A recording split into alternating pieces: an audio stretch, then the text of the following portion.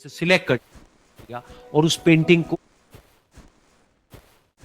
World की सबसे अच्छी पेंटिंग बनाएगा, उसको $10 मिलियन का इनाम मिलेगा। यह बात पूरी दुनिया में फैल गई और पूरी दुनिया से हजारों पेंटर्स ने अपनी अपनी पेंटिंग भेजी उस कॉन्टेस्ट में पार्टिसिपेट करने के लिए। उन हजारों पेंटिंग्स में से जो इस कॉन्टेस्ट के जजेस थे, उन्होंने फाइनली 100 पेंटिंग्स को शॉर्टलिस्ट किया और उन 100 पेंटिंग्स की एक एग्जीबिशन लगाई। उस एग्जीबिशन में इन सारे पेंटर्स को तो इन्वाइट किया ही किया, साथ ही साथ मीडिया वाले भी बैठे हुए थे और मीडिया वालों के साथ हजारों लोगों की भीड़ भी जमा थी। क्योंकि प्राइज अमाउंट इतना बड़ा था तो सबका इंटरेस्ट था ये जानने में कि कौन जीतेगा, कि वो पेंटिंग कैसी होगी और कौन वो पेंटर होगा जिसको इतना बड़ा अमाउंट मिलेगा। फाइनली वो दिन आ ही गया। वहां पर सारी ही पेंटिंग्स देखने लायक थी और एक से बढ़कर एक थी। उसमें से कुछ पेंटिंग्स थी जहां पर सबसे ज्यादा भीड़ थी।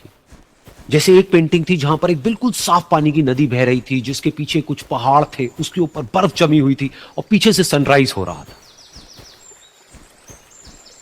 एक और पेंटिंग थी जहां पर पेंटर ने पीस को डिपिक्ट किया था फुल मून नाइट के थ्रू, यानी कि एक बिल्कुल पीसफुल लेक थी जिसका पानी बिल्कुल स्टिल था, इतना स्टिल कि उसके अंदर आप रिफ्लेक्शन देख सकते थे आसपास में जो भी कुछ था उसका, बिल्कुल एक मिरर की तरह। और बिल्कुल डार्क आसमान में कुछ तारे चमक रहे थे और एक चांद चमक रहा था।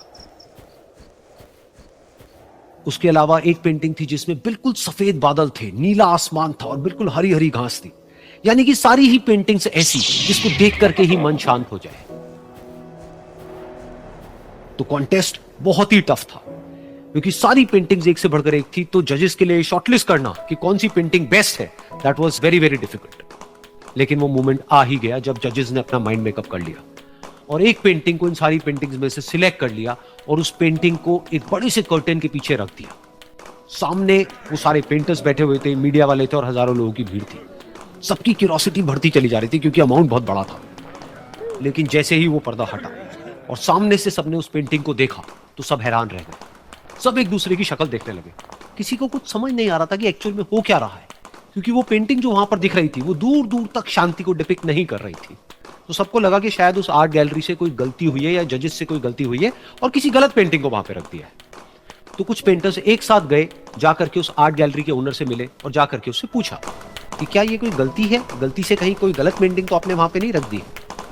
तो आर्ट गैलरी वाला थोड़ा सा मुस्कुराया और बोला, नहीं, ये पेंटिंग बिल्कुल ठीक है।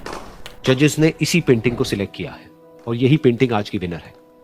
सारे पेंटर्स ये जवाब सुन करके गुस्से से भर गए और सबने मिल करके रिवोल्ट कर दिया। और ये देख करके सारे मीडिया वाले अपनी अपनी जगह से खड़े हुए और भागते हुए गए उस आर्ट गैलरी के ओनर के पास में और अपने अपने माइक्स उनके मुंह के आगे कर दिए। अगेन वो आर्ट गैलरी का जो ओनर था वो हल्का सा मुस्कुराया और उसने कहा कि मुझे कुछ बोलने से पहले एक बार इस पेंटिंग को आप लोग ध्यान से देखिए, थोड़ा पास से देखिए, शायद आपको कुछ ऐसा नजर आए जो दूर से नजर नहीं आ रहा है।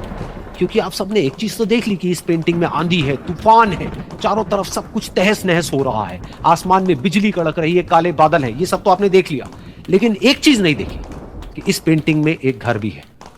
उस घर में एक छोटी सी खिड़की है जहां पर एक आदमी खड़ा हुआ है। ध्यान से जाकर के देखिए, वो जो आदमी खड़ा हुआ है और बाहर देख रहा है उस घर से, उसके चेहरे पर कोई डर नहीं है, बल्कि एक हल्की सी मुस्कान है, एक ठहराव है, एक सुकून है। और यही है शांति का असली मतलब।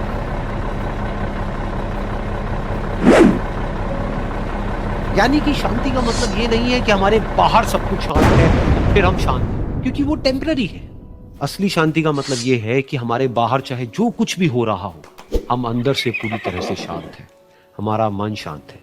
क्योंकि जिसका मन शांत नहीं है, उसको चाहे आप कितनी भी सुंदर से सुंदर जगह पर ले जा करके बिठा दो, वो वहां पर भी जाकर के दुखी ही रहेगा।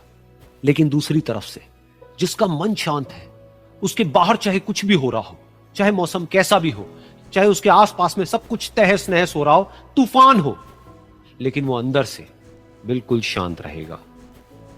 और यही है शांति का असली मतलब।